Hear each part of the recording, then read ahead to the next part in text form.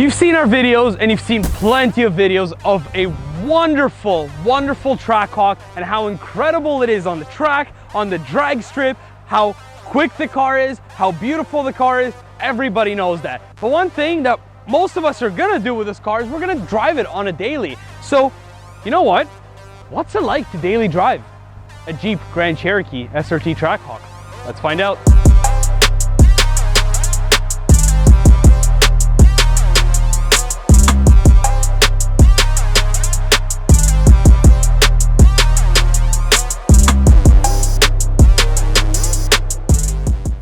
So here we are behind the wheel of the Trackhawk itself. And before we actually take it for a spin, we got to do this. And we've always been doing this, and we're going to keep on doing this because a lot of people are watching our videos, but not enough are subscribing, which doesn't make sense. Because if you subscribe, you could literally make money. Just $250. We pick a winner every single month. Hit that subscribe button, please. And guess what? You'll be entered to win, and maybe you'll actually win. So here we are, taking a Trackhawk for a drive. First impressions right away. I've driven, obviously, the SRT Grand Cherokee that most people have seen our videos on it, but this thing is a bit different. And what's different that makes this car actually really unique is I feel the torque is a lot more instantaneous than the SRT itself. I don't know if it's a supercharger or all the power, obviously it probably is all the power, but you actually feel the torque kind of starting a lot more.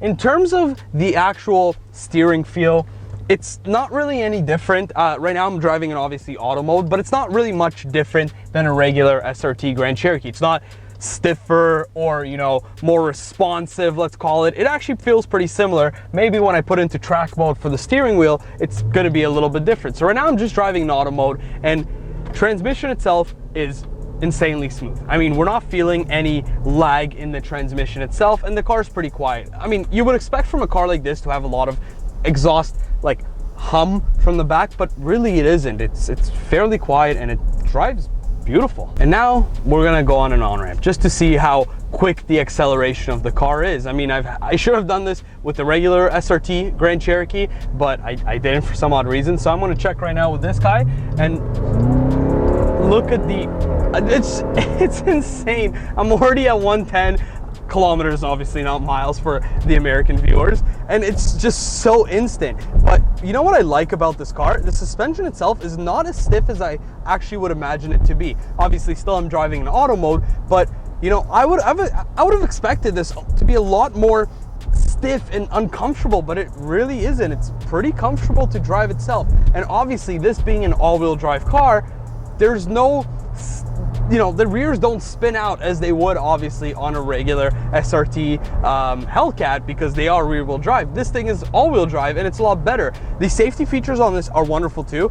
As I was switching lanes, I kind of wasn't quick enough to hit the button and it was kind of tossing me right back, and it's telling me that I'm in the lane. So pretty cool for obviously supercar power. There's no transmission lag, we'll call it, between shifting gears. It's very smooth, but something that really I just love about this car is how incredible these brakes are. Like the second you even tap the pedal itself, it just starts to stop the car itself, and it's so smooth. Like it's not like a instantaneous smack, you know, that you would expect from these massive front brakes. It's so smooth. They don't produce a whole lot of brake dust like you would obviously get in usual German cars, but it's beautiful. It's such a beautiful driving car, and it really isn't that loud. It's not, you know, in your face loud where it's obnoxious. It's just this nice rumble to itself, and the second you hit the gas, it's different. I've put the car now into track mode, and the second you do so, it's a completely different car. The suspension's a lot stiffer. I'm feeling like every single little imperfection and bump in the road, which is, you know, really interesting because this car is not that technological, let's call it. It doesn't have so much technology like you would see obviously in a lot of these German cars, but it's really interesting how you're getting a completely different suspension feel. The steering still feels pretty similar. You're not getting this huge difference that you would obviously in some cars themselves, but you know, you are feeling it. The transmission is different though. And what's different about it is it's kind of maintaining a lower gear, completely, you know, different than you would get from obviously the auto mode, but the brakes even feel different. I don't know if I don't know if that's supposed to, but they kind of do. They feel a lot more responsive, and you can hear the shifting going through, and it's insane. Like, these cars, they're such a wonderful all-around car, and they're not as expensive as you would obviously pay for supercar performance from Lamborghini, from Bentley, from Aston Martin. This is just a lot of car for the money, almost too much. And now, as I'm back into normal mode, talking just about the actual interior features, which matter to most people because you're sitting behind the wheel of this thing for so long. First, the seats themselves, they are a little bit stiffer than a regular, obviously, Grand Cherokee, but they're not uncomfortable. They're not hurting my back. I obviously don't have the best back myself. I've been, working a lot with, construction materials sometimes, so my back isn't, that flawless, perfect back, but this isn't uncomfortable for me.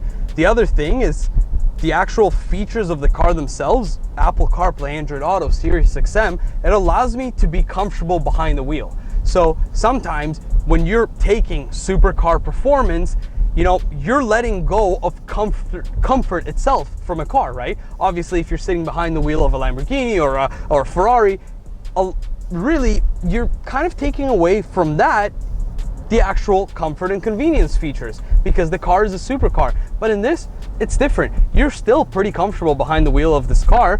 You're not paying through the nose for, obviously, a supercar name, but you're getting supercar performance. And that's what makes these cars absolutely incredible. People love them. Every single time we have them, they sell out within a snap of a finger. And really, nobody ever complains about these because it's such an incredible vehicle, especially for the money. So to conclude, what's it like to drive a Grand Cherokee Trackhawk? And unlike most people think, it's actually really good.